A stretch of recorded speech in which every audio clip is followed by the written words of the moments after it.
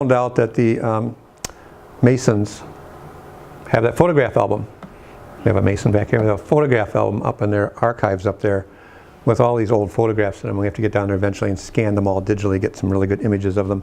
But that one came out of that book there. Dr. Kapp, this is again Mert Day. He was basically functioning in the mid-1890s. Dr. Kapp was a very well-known doctor here in town, so I like the fact they put his name on there. Here's his son. So here is what a young man looked like in about 1900. Photography is getting sharper, crisper. Again, Samuel Davis is taking this thing, but somebody has put on there Fred Kapp, son of Dr. Charles Kapp in Manchester, physician. And it was donated by the estate of Edith Kapp in 1965. So we're again pleased to get these donations from people for our archives. A couple more. These are the cars out in their house there, and they say this is Civil War. I am not certain about that. I don't know about the dress or whatever, but it's listed as Civil War days, but I think it's a little bit later than that. But again, we've got a number of things from the Carr family that donated. So the Kent, the Cases, the Carrs have all donated quite a bit of photographs to us. One more, back to the action shots. We love having these things. They're nice and crisp and clear. And we're trying to collect as many of these as we can. Here's the other one. We have the Manchester house. I think yours might be part of that set. I'm not sure. See if it has that little number down the corner there. I know it didn't have any markings on it. No markings on it? Okay. Because Logan's got a picture of a wagon with a water tank on it. That's taken basically the same shot. But again, I think these were all part of an effort to promote Manchester by taking a series of photographs showing activity, showing that we're a prosperous, busy town there. And finally, in searching for a daguerreotype, we have not found one of John Gilbert. We have not found one of the Fargo brothers. But if you look back at the very earliest days of Manchester, John Gilbert bought all the land. 1826, 1831, 1835, he bought all the land. Then by 1835 or so, 1836, he's so busy in Ypsilanti with what he's doing down there, he says, that's it, I'm out of Manchester. He sells all of his property to the Fargo brothers. The Fargo brothers need an investor to come in. The investor's name is Shepard Knapp, and that's him. So if you look at the earliest deeds of transferring property from the original Fargo brothers, John Gilbert, to individuals, they will all say Stephen Fargo, James Harvey Fargo, Catherine Louise Fargo, husband and wife, and then Shepard and Catherine Knapp out of New York City. So the Fargos went to New York City and found an investor who would pour money in, and we have a daguerreotype of Shepard Knapp. And that is the only daguerreotype we have of a founder involved in the founding of the town. And we were very fortunate just about a week ago that it's been difficult to figure out how land was transferred in those early days. And we're doing research and trying to track people's homes' history. And I walked into Comerica Bank one day and Bernie says, I've got something for you. It was a title abstract. Title abstract gives the complete history of the ownership of a piece of property from the beginning. And it was for the house that's right next to the Edward Jones Old Township Hall, that greenhouse that's right next to it there on Clinton Street. The couple that owned that house had brought this abstract in and said, we don't want this anymore. And Historical Society will take it. And what it did is you could go there and you could start with the sale of that first small lot right next to the Township Hall fire station now. Edward Jones' office. And I finally, for the first time, could see how the title was structured. And it actually says Shepard Knapp, Catherine Knapp, Stephen Fargo, James Harvey Fargo, and Catherine Fargo, the 5 people who sold the lot. I says, now I know how they wrote these things to sell individual lots, because we have people here in town we're doing research for, trying to track down from the beginning how their lot came. And we now know how to look for the original grantor. That's been the trick. The county has set up online a very nice system where you can sit at home and you can track back through what are called grantor-grantee indices. Who bought, who sold, who bought, who sold, track back. And if you're lucky, you can track all the way back to 1834. But now that I know how they titled the original grantor, I can start to work forward and say, show me all the lots that were sold by Shepard Knapp in 1834 or 1835 or 1836, and hopefully we can break this thing loose and do a better job of it. But that's the only daguerreotype we've got. We have evidence he was here in Manchester at least once, and he was the guy that provided the money to really get things going to the Fargos, and the Fargos eventually paid him back, and they went on to develop the town. So just wanted to show you that we were lucky to find a daguerreotype. I'm going to guess it's about 1843, somewhere in that period, 1842, 1843. If I could find one of those of John Gilbert, that would make my day. The trouble with John Gilbert is when you research him, so in 1833, when he founds Manchester, he is 60 years old. So he's 60 years old in 1833, which is old for that time period. He's still got the energy, he's still got the mentality, the drive to do this, to come down and form towns. And but if you follow him through the 1830s, when you get into the banking crisis, his son-in-law, his beloved son-in-law, committed huge frauds with dad-in-law's money. And John Gilbert lost all of his money in 1838. Went through all kinds of trouble. And you read about John Gilbert in the 1840s, you got creditors are after him. And we found a report from 1842, 1843, where a state examiner came down to Ypsilanti and found him, and basically said he didn't make any sense. He was incomprehensible.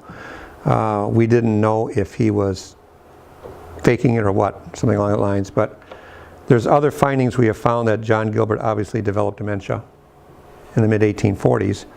And from 1845 to 1860, you can't find any records of him. And so we're wondering if he got to a point where they just didn't want to take a photograph of him. But we're still working on that. That'll be my great find if I can go to Ypsilanti, dig in some library, and find the daguerreotype of John Gilbert, our founder. I'd like to do that. So anyways, that's kind of what we're doing with the photographs. It's a fun hobby, and like I say, our archives will move over from the Kingsley Jenner home, move it from the blacksmith shop into Kingsley Jenner house here, and hopefully we'll start going through some of these photographs and see what else we have. Any questions? Yes?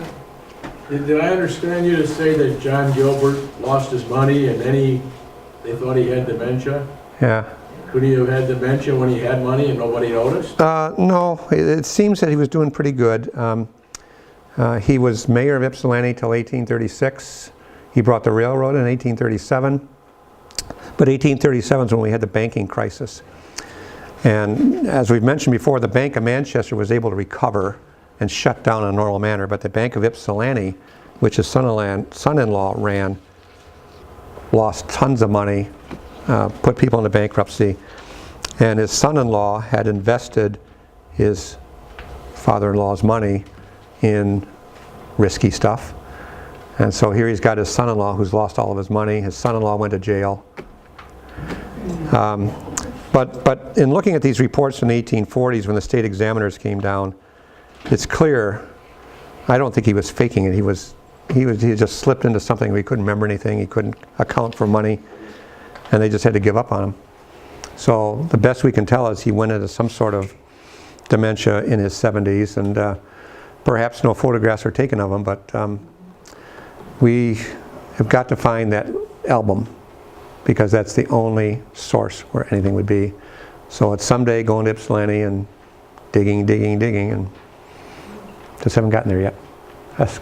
I hope this is okay question. As far as the meat market, you said that was the family that you think Austin Road was named after? Yeah, the meat market was established by an Austin, two people. One was an Austin, and it's been a few years since I've done this, but they had farms out that way. And we're pretty sure that Austin Road is named after the family the Austin family. We haven't researched the Austin family in detail, but Because I was trying to prove Austin Road was the original Indian trail between Saline going this way years ago. no, the original Indian Trail was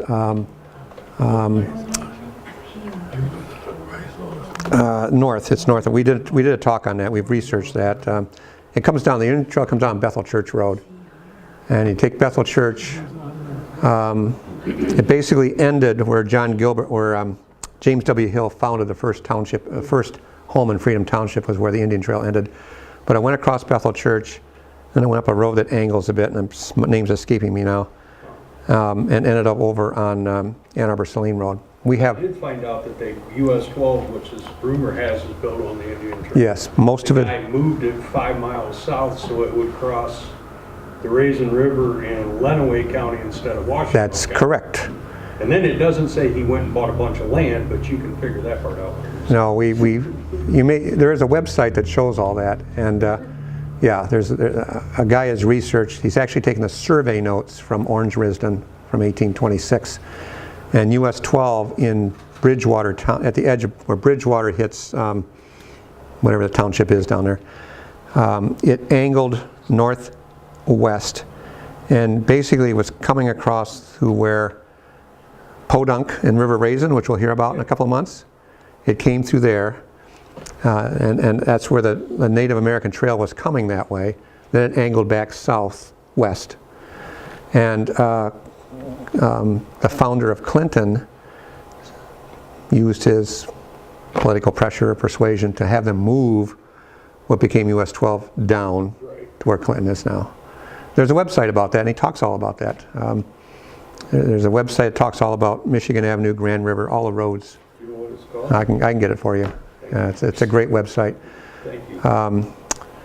But the Native American Trail, back around 1920s or somewhere, they did a lot of studies. They documented all the trails.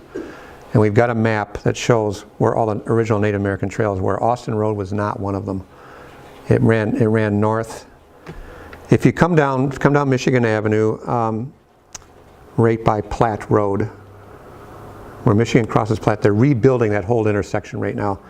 The road used to just angle off. It's Textile Road. So where it branched off, Textile Road was the original Native American Trail. It was a branch point. So US 12 went this way, the Native American Trail. Another trail went off this way, and in between was a campground.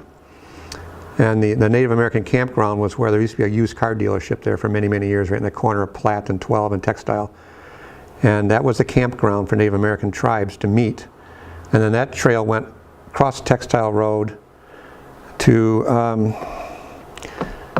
it's a short road, it runs at an angle. And if you go down the, excuse me? Campbell? No. Sorry. Just known there from Textile going over to Campbell's the road there. If you go across Textile, you hit this road. Webster or something? It's the one that, Go to the right or left if you're heading to Shirley, the Heislers live on there. Shirley Heisler lives on that road. Weber. What's that? Weber. Weber Road, thank you. The Native American Trail came down Weber Road. If you go to Weber and Steinbach, in the off-season when the foliage isn't there, you can see that Weber used to go straight through and hit Bethel Church. And we did a lot of research. There's a family that got their home designated on Bethel Church and Steinbach as a historic site just recently. But we have all the records, and the trail, the Native American Trail came across, and it ended just west of Silver Lake, right by near where the Albers Orchard is. And we have that all documented, and that's how Freedom Township got really settled first, as they were coming across that trail, and James W. Hill came across that trail. It's been documented, and found his property right there. So, and we did it. I thought we did a talk on that some years ago, but there is a map that shows all those trails. And we had a speaker in here about 1.5 years ago who talked about the trails along the River Raisin, up and down the River Raisin, and going southwest into Manchester Township, and then coming up